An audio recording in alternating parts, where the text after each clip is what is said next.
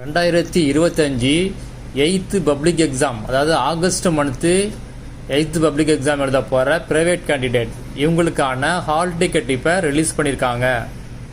இதோட லிங்கை வீடியோ டிஸ்கிரிப்ஷனில் கொடுத்துருக்கேன். அதை கிளிக் பண்ணிங்கன்னா இந்த மாதிரி பேஜ் ஓப்பன் ஆகும்.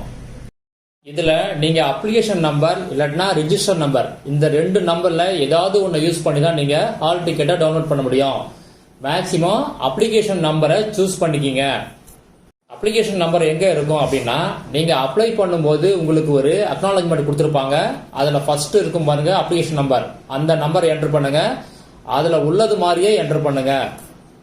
2வது பாக்ஸில் உங்கள் டேட் ஆஃப் பர்த்தை என்டர் பண்ணுங்க. என்டர் பண்ணும்போது அதை என்ன ஃபார்மேட்டில் கொடுத்துருக்காங்களோ அதே ஃபார்மேட்டில் என்டர் பண்ணுங்க. ஃபர்ஸ்ட் இயரை என்டர் பண்ணுங்க. 4 டிஜிட் வரணும். இயரை என்டர் பண்ண பிறகு ஐஃபன் போடுங்க, அண்டர்ஸ்கோர் போட்டுறாதீங்க. அப்புறம் மந்த்தை என்டர் பண்ணுங்க, 2 டிஜிட்ல என்டர் பண்ணுங்க.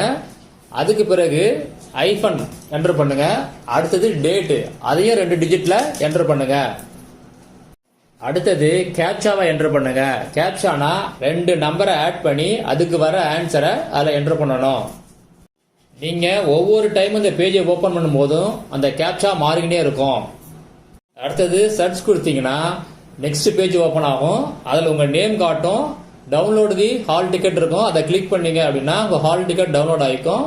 அதை நீங்க பிரிண்ட் எடுத்துக்கங்க. சில டைம் சர்வர் பிஸியா இருக்கும்போது டவுன்லோட் ஆகாது. நீங்க மறுபடியும் ட்ரை பண்ணுங்க, உங்களுக்கு டவுன்லோட் ஆகும். ஹால் டிக்கெட் இல்லாதவங்க கண்டிப்பா எக்ஸாம் எழுத முடியாது. அதனால நீங்க கண்டிப்பா அதை டவுன்லோட் பண்ணி ஆகணும்.